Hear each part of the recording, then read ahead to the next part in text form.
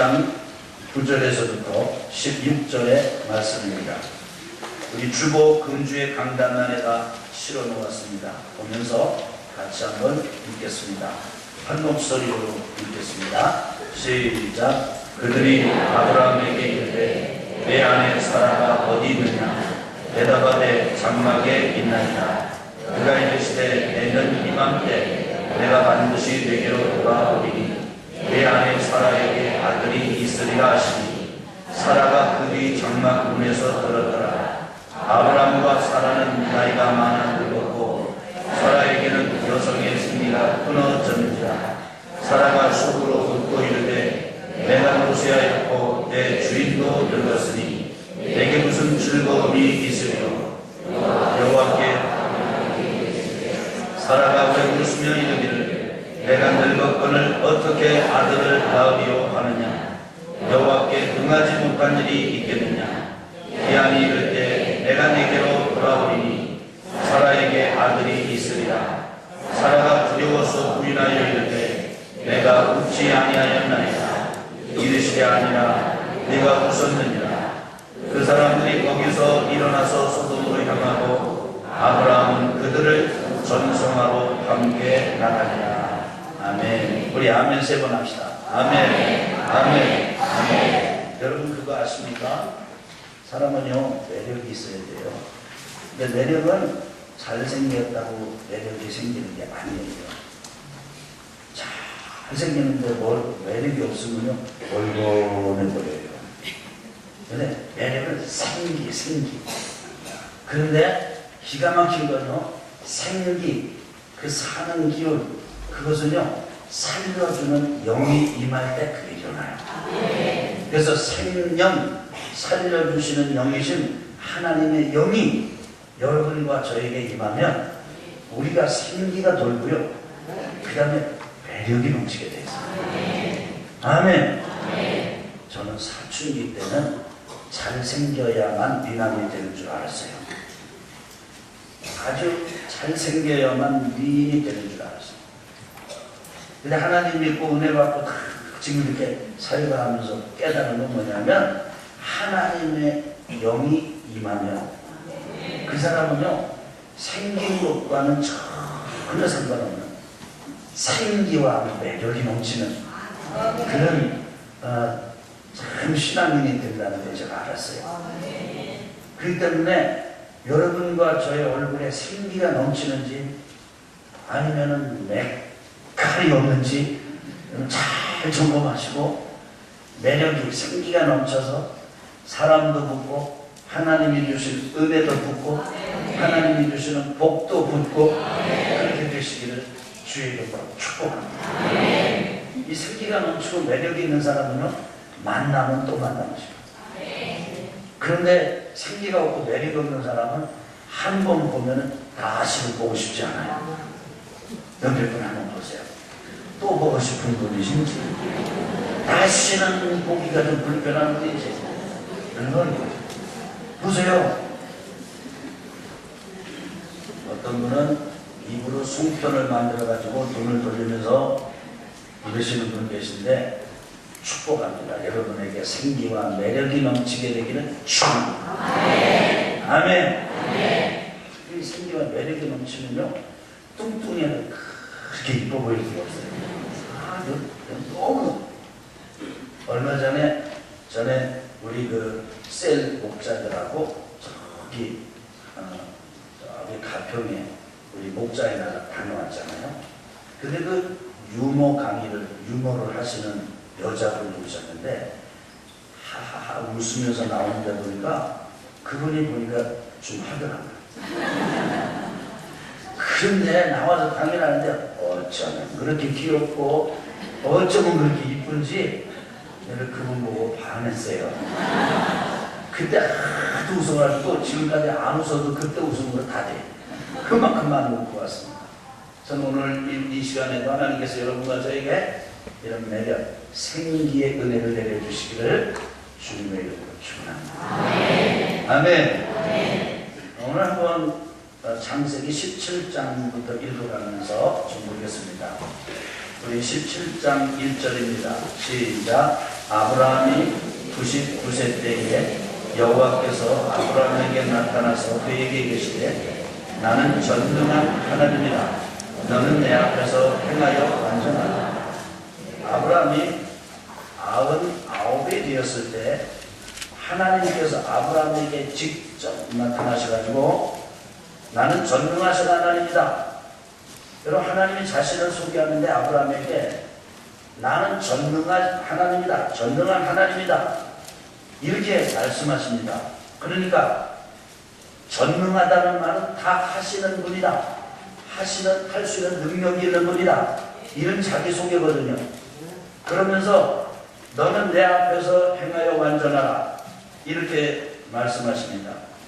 그러면서 좀 건너뛰면은요, 이름을 바꿔주시고, 보니까 여기 보세요. 4절 5절 시작. 보라, 내 언약이 너와 함께 있으니 너는 여러 민족의 아버지가 될지라. 이제 부르는 내 이름을 아브라함이라 하지 아니하고 아브라함이라 하리니 이는 내가 너를 여러 민족의 아버지가 되게 함이니라. 내가 너로 심히 6절까지 시작. 내가 너로 심히 번성하게 하리니 내가 네게서 민족들이 나게 하며 왕들이 네게로부터 나오리라. 여러분, 이거는요, 좀 지금 이 정도의 하나님께서 전능하신 하나님께서 약속을 하시고 말씀을 하시려면 이미 적어도 아브라함과 이삭에게 자녀가 적어도 6남매 8남매 정도는 되어야 그러시겠다 이렇게 좀 가닥이라도 잡히잖아요. 그런데 75세에 부르신 하나님께서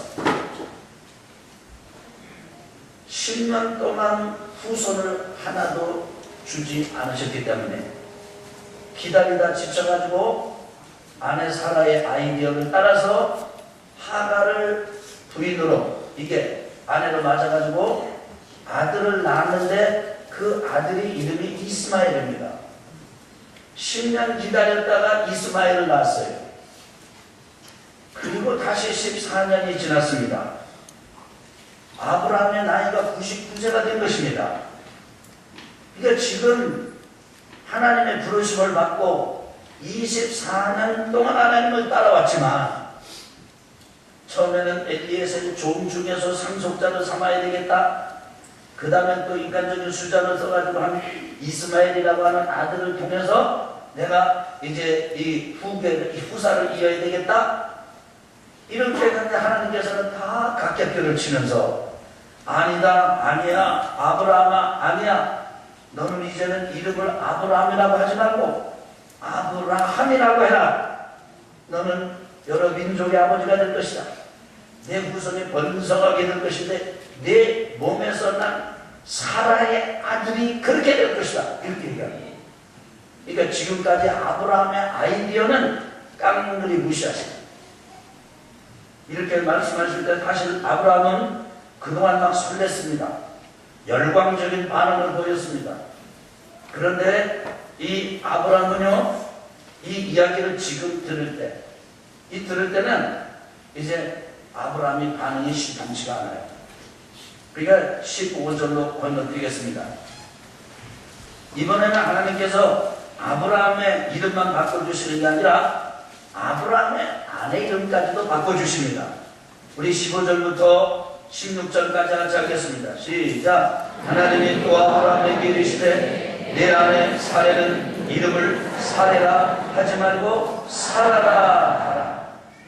내가 그에게 복을 주어 그가 내게 아들을 낳아주게 하며 내가 그에게 복을 주어 그를 여러 민족의 어머니가 되게 하리니 민족의 여러 왕이 그에게서 자, 저를 보실까요?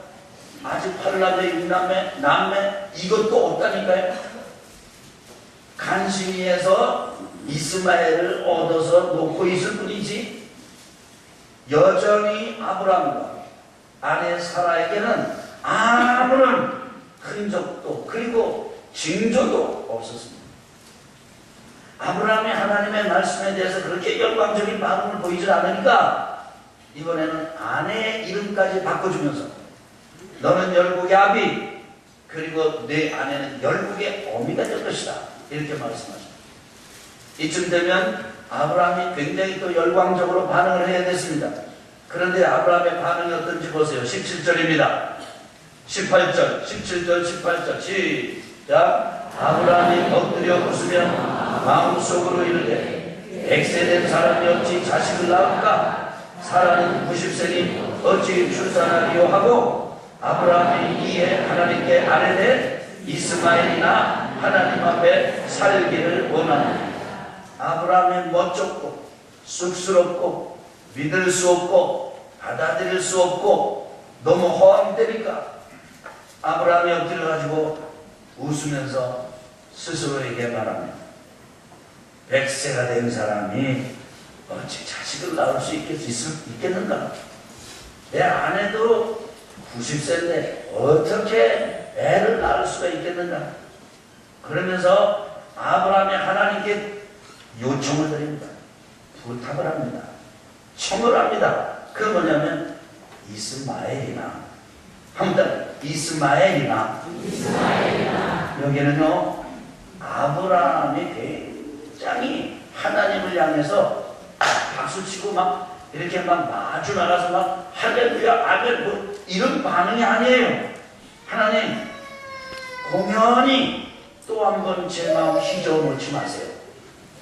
제 아내의 마음도 휘저어 놓지 마세요. 간신히 마음 잡고 24년 세월을 지나면서 낳은 이스마엘을 놓고 소망 가지고 지금 살고 있는데 또 제 마음을 흔들어 놓지 마세요. 그냥 이스마엘이나 하나님 앞에 살기를 원합니다. 이 녀석이나 잘 되면 더 바랄 게 없습니다. 여러분 아브라함은 믿음의 조상인데 그래서 믿음이라고 하면은 아브라함에게 있어서 남에게 뒤지지 않는 그런 열정 있는 사람이었는데 아브라함에게 그 특징이고 아브라함도 얘기하는 그 믿음이 지금 마치 이 시래기 물기가 다 빠진 것처럼 쫙 빠져버리고 없어요. 하나님께 대한 열정도 하나님께 대한 열광도 하나님께 대한 신뢰도 하나님께 대한 의뢰도 가지고 있잖아. 하나님께서 아브라함은 그렇게 설득하시지만은 그리고 아브라함이 지금 또 뭐 할례를 행하라는 건 할례 행합니다. 그렇지만은 심령은 더 이상 불붙어 있잖아. 18장으로 한번 건너뛰겠습니다. 하나님께서 아브라함에게 말씀하신 그게 좀 시답지 않으셨던 것 같아요. 아브라함의 반응에 하나님께서 만족하지 않으셨습니다. 그래서 18장에 보면은 1절 같이 한번 읽겠습니다. 시작. 여호와께서 마므레 상수리 나무들이 있는 곳에서 아브라함에게 나타나시니라. 날이 뜨거울 때에 그가 장막문에 앉아 있다. 하나님께서 다시 한번 아브라함에게 다시 한번 나타나셨어요. 이때는 혼자 오신 것이 아니라 일행과 같이 오셨습니다. 2절입니다. 시작. 눈을 들어본즉 사람 셋이 맞은편에 서 있느니라. 그가 그들을 보자 곧 장막문에서 달려나가 영접하며 몸을 땅에 굽혀. 여러분 아브라함은요 손님이 지나치는데 범상치 않은 손님이 지나치는 것을 보고 놓치지 않았어요. 아브라함은 매우 훌륭한 예절이 바른 사람이었습니다. 매우 훌륭한 이웃이었습니다. 매우 훌륭한 사회인이었습니다. 그래서 그들을 집으로 모셔드립니다. 접대를 하는데 얼마나 열심히 접대를 하는지 3절부터 8절까지를 보겠습니다. 같이 읽겠습니다. 시작. 이르되 내 주여 내가 주께 은혜를 입었사오면 원하건대 종을 떠나 지나가지 마시옵고 물을 조금 가져오게 하사 당신들의 발을 씻으시고 내가 떡을 조금 가져오리니 당신들의 마음을 상쾌하게 하신 후에 지나가소서. 당신들이 종에게 오셨음이니이다. 그들이 이르되 내 말을 대로 그리하라. 아브라함이 급히 장막으로 가서 사라에게 이르되 속히 고운 가루새 스와를 가져다가 반죽하여 떡을 만들라 하고 아브라함이 또 가축대 있는 곳으로 달려가서 기름지고 좋은 송아지를 잡아 하인에게 주니 그가 근히 요리하니라. 아브라함이 엉긴 젖과 우유와 파인이 요리한 송아지를 가져다가 그들 앞에 차려놓고 나무 아래 모셔서매 그들이 보니까 떡했습니다. 송아지 잡았습니다. 그 다음에 엉긴 젖 우유 그걸 가지고 왔습니다. 아주 극진하게 대접을. 그래서 이제 식사를 잘하는 거예요. 그러면서 이제 그 사람들이 아브라함에게 말을 하는데, 아브라함을 찾아왔지만은 아브라함이 아니라 아브라함의 아내 사라를 찾습니다.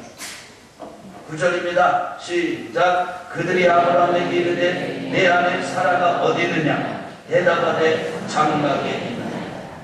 내가 너하고 얘기하고 싶어서 온 게 아니고 내 아내한테 할 말이 있어서 내가 왔다. 그러니까 내 아내가 지금 어디 있느냐? 17장에서 아브라함을 찾아오신 예수님 하나님, 이번에 18장에서는 천사들과 함께 아브라함을 찾아와서 아내 사라를 찾습니다. 그러면서 사라에 대한 메시지를 줘요. 10절입니다. 시작. 그가 이르시되 내년 이맘때 내가 반드시 내게로 돌아오리니 내 아내 사라에게 아들이 있으리라 하시니 사라가 그 뒤 장막 문에서 들었다. 내년 이맘때 따라합시다. 내년 이맘때 내가 반드시 내게로 돌아오리니 내 아내 사라에게 아들이 있으리라. 이 이야기를 그 장막문에서 사라가 듣습니다. 근데 사라가 어떻게 반응을 하는지 보실까요? 11절, 12절 같이 읽겠습니다. 시작. 아브라함과 사라는 나이가 많아 늙었고 사라에게는 여성의 생리가 끊어졌는지라. 사라가 속으로 웃고 이르되 내가 노쇠하였고 내 주인도 늙었으니 내게 무슨 즐거움이 있어. 아브라함 남편도 웃었는데 이제는 아내 사라도 웃습니다. 남편도 웃고 아내 사라도 웃고 먼저 만난 사람도 웃고 조금 후에 만난 아내도 웃고, 가만히 보니까 하나님께 대한 신뢰가 바닥에 납니다. 믿음이 땅에 떨어진 것입니다. 여러분, 실수하는 것을 보고 실패하는 걸 볼 때 사람들은 잘 모르는 영역에서 실수하고 실패할 것 같지요? 아니에요. 치명적인 실수와 실패, 그 사람의 인생을 뒤틀어 놓는 실수와 실패는 익숙한 것, 잘하는 것에서 실수와 실패를 함으로써 그런 치명적인 어려움을 겪습니다. 예를 들자면 이런 것입니다.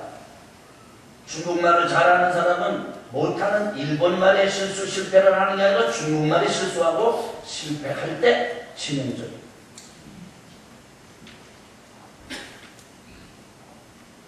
되게 돈을 잘 다루는 사람은요, 돈이 아닌 다른 걸 다룰 때 실수와 실패를 하면서 무너지는 것이 아니라 이미 잘 다룰 줄 아는 돈을 다루는 일에 실수하고 실패하면서 무너집니다.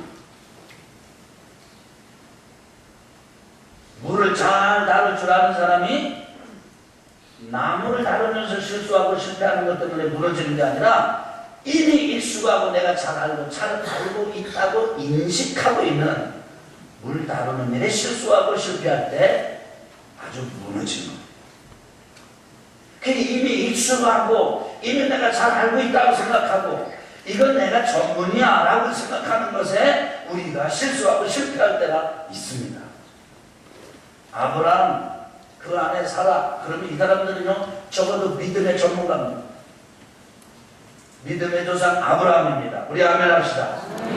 사실은 저는 아브라함보다 저는 아내가 더 믿음이 훌륭하다고 저는 그냥 제 나름대로 묵상하고 이해를 그렇게 해요.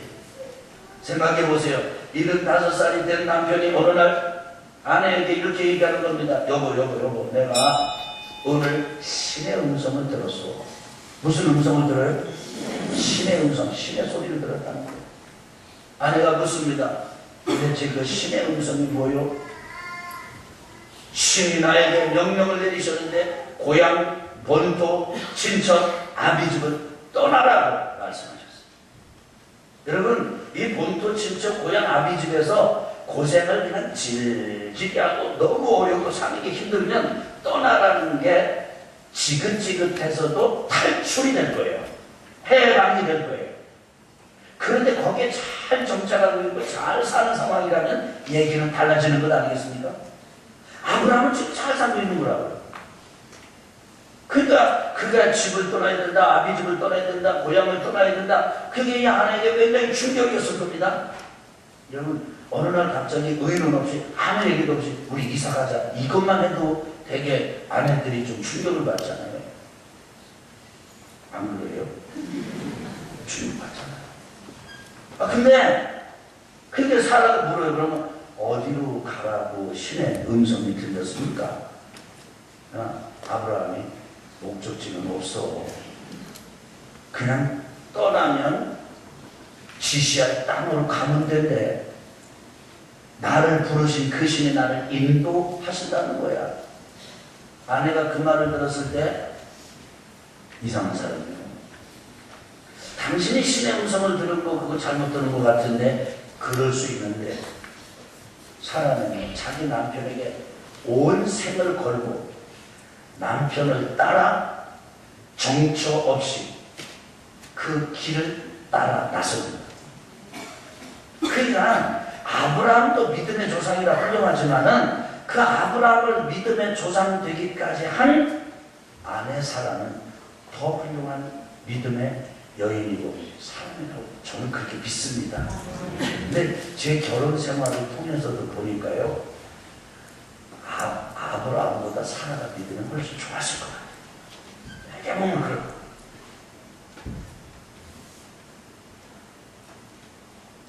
제가 설명을 잘못했는지 여러분 별로 그렇게 공감하는 그런 분위기가 아니어서 제가 좀 싸합니다. 저 굉장히 아주 기도하면서 준비하거든요. 아니 저는요, 하나님이 이 아버지시고 남성이 되는 것을 나는 확신한 이유가 한 가지가 있는데, 하나님은 제 기도보다는 제 아내 기도를 더 많이 들으세요. 첫 번째 목회 나갈 때도 제 기도를 듣지 아니하시고 작정 기도한 제 아내의 기도를 들으셨습니다. 대부분이 그래요. 그래서 어쩔 때 하나님 앞에 내가 서운해. 지금 제 기도를 그냥 보란 듯이 들어주셔가지고 권위가 팍팍 쓰고 막 이래야 될 텐데, 좀 그렇지 않으실 때가 있으셔가지고, 참 이 아브라함의 이 믿음의 여행에는요, 아브라함뿐이 아니라 아내 사라가 대단하거든요. 그런데 그 남편 아브라함도 믿음이 뚝 떨어져. 그 다음에 그 아내 사라도 믿음이 뚝 떨어져. 아무런 믿음을 가지고 있잖아. 이제 무서워. 이제 허탄하듯이 생각하고 그냥 이미 우리가 마련한 대책이나 방책 그것만 좀 인정만 해주셔도 저희는 괜찮겠습니다. 이런 태도입니다. 그런 태도를 가진 그 사람들에게 14절 같이 읽겠습니다. 시작. 여호와께 등하지 못한 일이 있겠느냐.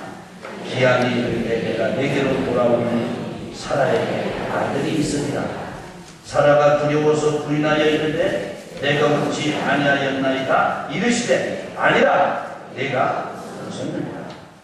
여러분, 하나님께서 이제 이 아브라함과 사라에게 그렇게 말씀하십니다. 여호와께 능하지 못한 일이 있겠느냐? 질문하는 거예요. 여호와께 능하지 못한 일이 있겠어?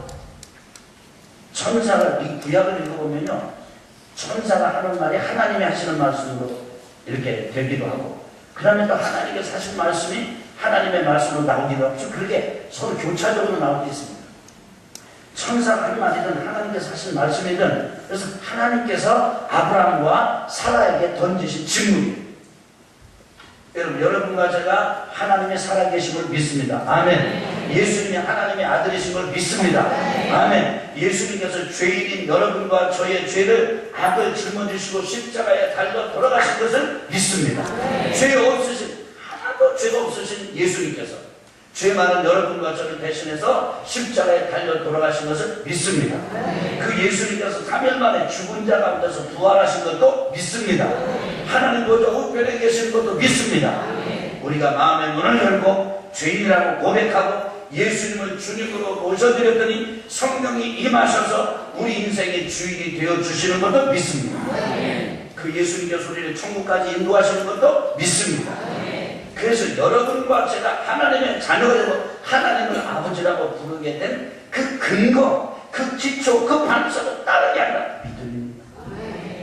이렇게 나와서 예배 드릴 수 있는 것도 믿음, 찬양할 수 있는 것도 믿음, 기도할 수 있는 것도 믿음, 여러분과 제가 하나님의 말씀을 들으면서 아멘으로 반응하는 것도 믿음. 그런데 문제는 가장 우리를 우리 되게 만들고 하나님의 자녀 되게 만드는 이 믿음이 바닥나니 어떻게 하면 좋습니까? 그게 안 믿어지는 거예요. 여러분, 염려가 많고 근심이 많고 두려움이 많고 불안이 많습니다. 그 염려와 근심과 두려움과 불안이 어디서 온 거죠? 우리는 상황에서 왔다고 생각합니다. 형편이 그러니까 그렇다고 생각합니다. 그런데 하나님의 진단은 다릅니다. 여기 아브라함과 사라가 이미 늙어가지고 끝났잖아요. 이 생리적인 이 능력에서 끝이 났잖아요. 이들이 하나님을 신뢰하지 않는 이유는 그 상황을 보니까 한 거예요. 지금까지 삶의 형편을 보니까 그런 거예요. 이미 내 병, 예를 들자면 내 병은 깊어지고 있고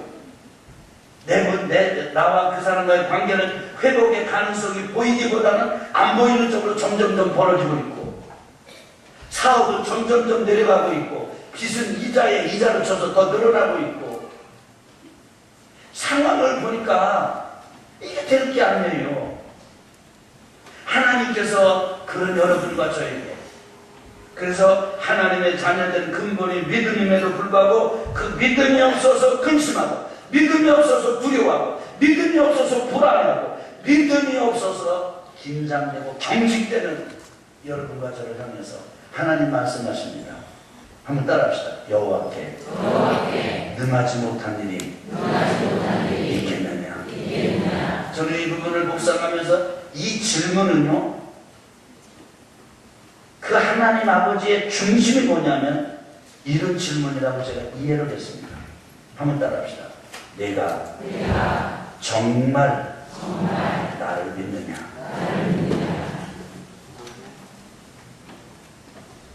여호와께 능하지 못한 일이 있겠느냐. 이 말씀은 진짜 너 나를 믿어?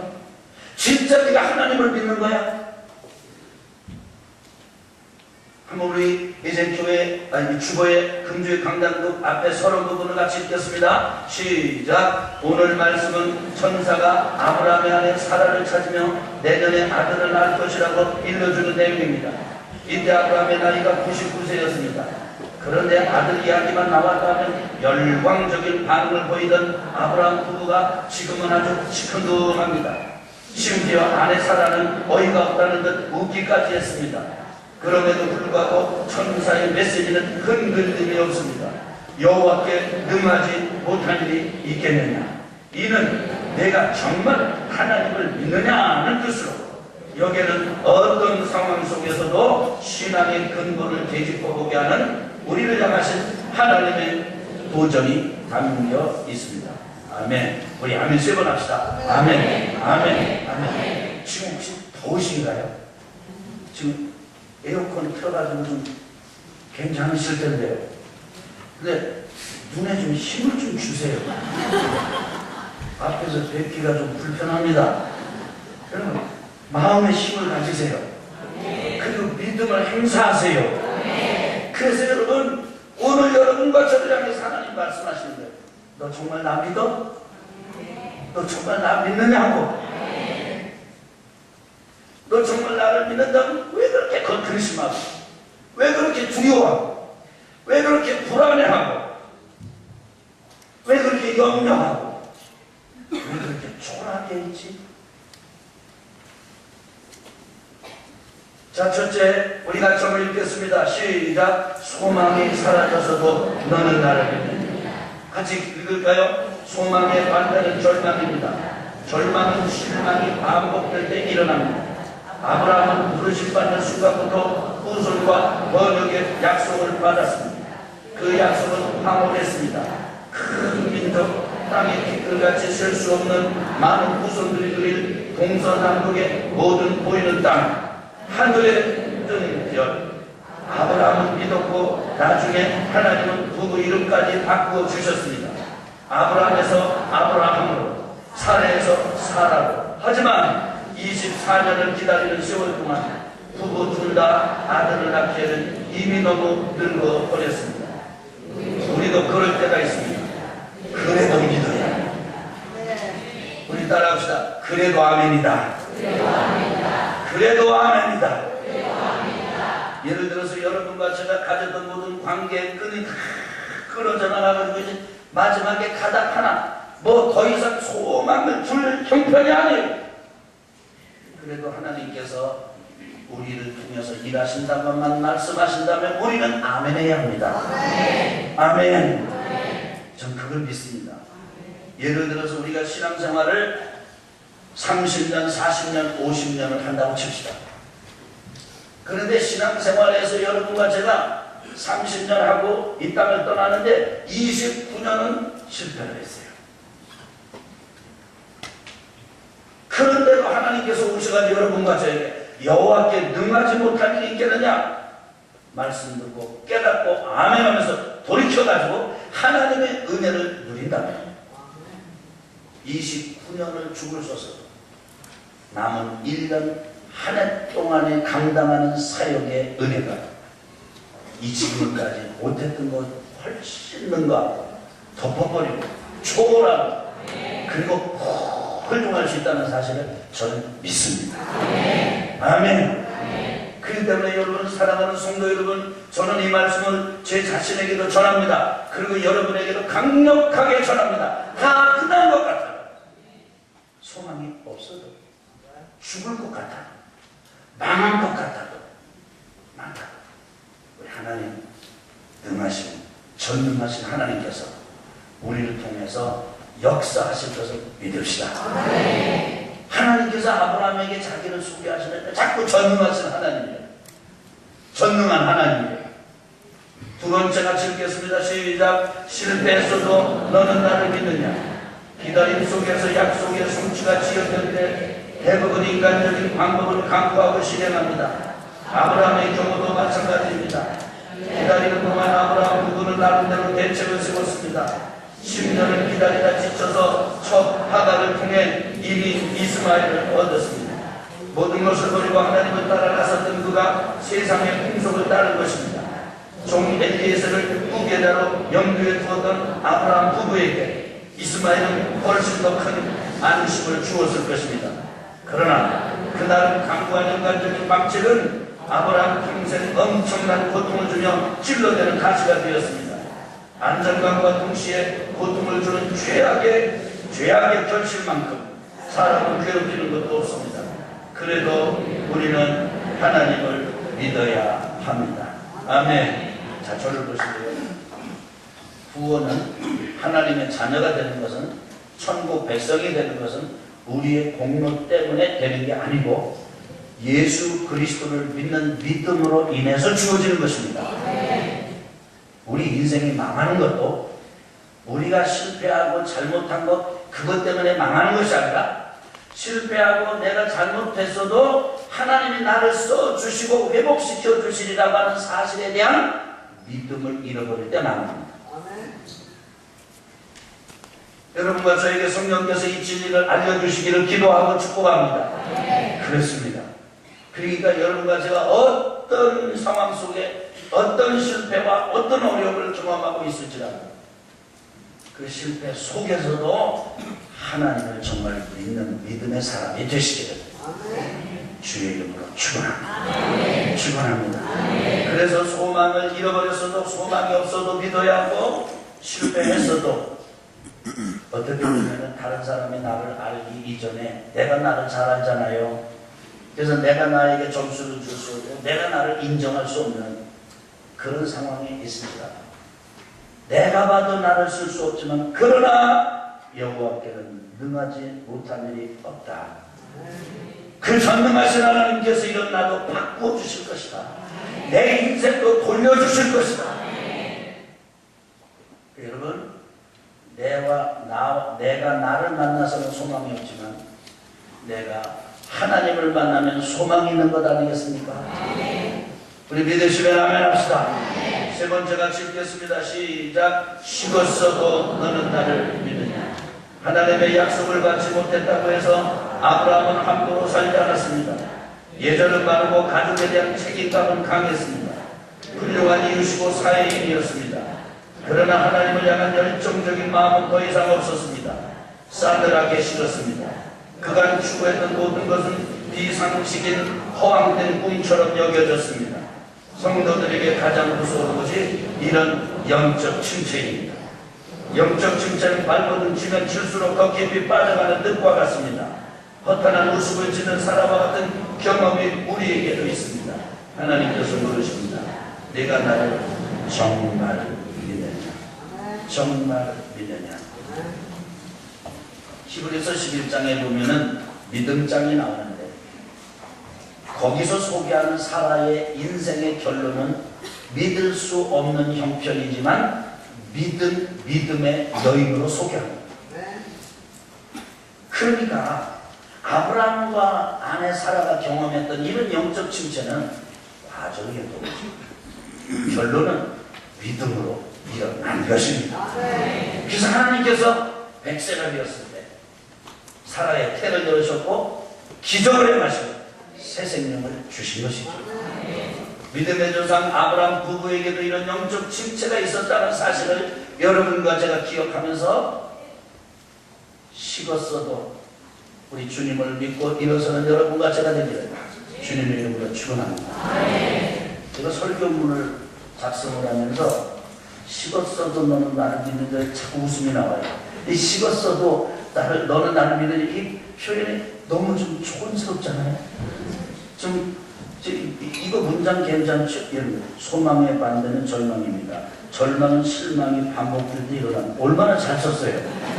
여러분은 별로 모르게 참 감동이 없지만은 저는 그 두 문장 기가 막힙니다. 소망의 반대는 절망입니다. 절망은 실망이 반복될 때 일어납니다. 내 스스로 야 이거 참 잘 만들었다.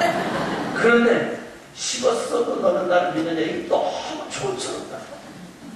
이거야말로 이게 시골스럽다 그러면 양촌미 스타일이라고 그러더라고요. 너무 좀 그래서 이거 좀 세련된 말로 좀 바꿀 수 있는 말이 없을까? 그래서 영적 침체에서도 너는 나를 믿느냐 다 해봐도 마음이 그렇게 쏙 들질 않아요. 그래서 제목을 내가 좀 촌스럽게 좀 보이고 그래도 식었어도 너는 나를 믿느냐 그렇게 만들었습니다. 성도 여러분, 여러분의 열정이 식어버린 순간이 있었지요? 저는요, 제가 하나님의 은혜를 경험할 때, 제 친구 전도사님하고 그 산에 올라가서 기도하는데, 그 친구 전도사님은 저쪽에서 저는 이 바위 위에서 기도하는데, 기도를 하다 보니까 하나님의 은혜가 제게 넘치는데, 하나님의 사랑이 제게 너무 바다같이 오고 파도같이 오고. 그래서 저는 그 장면에 대해서 제 표현하기는 그냥 그렇게 합니다. 하나님의 사랑이 내게로 왔다. 진짜 하나님의 사랑이 내게로 왔어. 그 사랑은 내 속에 있는 게 아니에요. 하나님의 사랑이 진짜 큰 파도처럼 저기서 몰아닥치면서 제 속에 기쁨이 생기고요. 감사가 생기고 너무너무 좋은 거예요. 그래가지고 제가 엎어져봐도 좋고 뒤집어져도 좋고 바위 위에서 막 이래도 좋고 그냥 좋아요. 너무너무 좋아요. 너무너무 기뻐요. 그 시간만 계속 됐으면 좋겠어요. 정도는 다르고 장소는 다르고 경험의 양태는 다를지라도 여러분도 신앙생활하면서 마음의 평안을 느꼈거나 혹은 기쁨을 느꼈거나 깨달음을 가졌거나 그런 순간이 있었잖아요. 그러면서 가졌던 하나님을 향하여 타는 열정, 불 그게 있었는데 그게 사람이 없었던 사람은 그게 뭔지 몰라요. 근데 있었던 사람에게는요, 그거가 사라지면 견디지 못해요.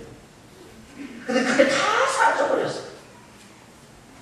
방언하면서 기쁨도, 있었던 기쁨도 사라져버리고, 기뻐하면서 방언 기도하던 그 기쁨이 다 사라져버리고, 지금은요 마치 유난히도 없는 그 발동기 돌아가는 것처럼 방언 기도를 해도 뻑뻑하고 가라앉아 있고 메말라. 그냥 와서 예배 드리기만 해도 마음에 평안함이 있었는데 평안함이 아니라 무거운 게 없어. 막 살아나는 것 같았는데 살아나는 게 아니라 예배 드리면 졸고 식었어요. 근데 중요한 거 뭐냐면 식었어요. 전능하신 하나님을 믿어야 될 줄로 믿습니다. 지금은 내가 꺼진 연탄불 같아 보여도 하나님이 다시 불을 붙여주시면 나는 불이 탈 것이다. 나는 불이 붙을 것이다. 하나님께서 나를 사용해 주실 것이다. 이런 믿음을 가질 필요가 있습니다. 왜냐하면 하나님은 살아계신 전능자이시기 때문에 그렇습니다. 결론의 말씀 같이 읽어보겠습니다. 100세의 아브라함의 아내 사라에게 아들 이삭을 주셨습니다. 이처럼 하나님은 살아계신 분입니다. 전능하신 분입니다. 우리를 다 아시되 우리의 형편을 외면하지 않으시고 돌보시며 인도하시는 분입니다. 어떤 상황 속에 있을지라도 여전히 하나님을 경배하고 찬양하며 섬기면 버려두지 않으시고 우리를 통하여 반드시 하나님의 나라가 이루어지도록 역사하실 것입니다. 가장 힘들 때 하나님을 향한 가장 큰 믿음이 필요합니다. 우리의 방패시며 큰 상급이 되시는 그 하나님의 인내와 영광을 사모하는 성도들이 되시기를 축복합니다. 성도 여러분, 건강의 위기가 왔습니까? 하나님이 전능하신 분이십니다. 여호와께 능하지 못할 일이 있겠느냐? 사업이 바닥을 치고 있으니까 여호와께 능하지 못할 일이 있겠느냐? 전능하신 하나님께서 살아계십니다. 여러분, 관계가 깨져서 더 이상 회복의 가능성이 없습니까? 전능하신 하나님이 계십니다. 여러분과 저의 인생의 변화의 여력이 전혀 보이지 않습니까? 전능하신 하나님이 함께 하십니다. 살아계신 하나님이 계십니다. 그 하나님께서 여러분과 저를 일으켜 주실 것입니다. 그 하나님께서 일으켜 주시면 바람 빠졌던 풍선이 바람이 들어가가지고 둥둥둥 뜨는데 밑에서 잡아다녀도 뜨는 것처럼 세상이 감당치 못하고 인생이 감당치 못할 불같은 열정이 여러분과 저에게 붙어서 하나님의 나라와 의를 위하여 열방성결을 위하여 지금 쓰임받는 날이 올 줄로 믿습니다. 우리 그 믿음 가지고 승리하시는 한 주간이 되시기를 주의 이름으로 축원합니다. 끝났다고 말하지 마십시오. 죽는다고 말하지 마십시오. 소망이 없다고 말하지 마십시오. 내 인생의 결론이 실패였다라고 말하지 마십시오. 나는 심어버렸다 말하지 마십시오. 아멘이라고 외치십시오. 하나님께서 여러분과 저와 함께 하시고 임재하시고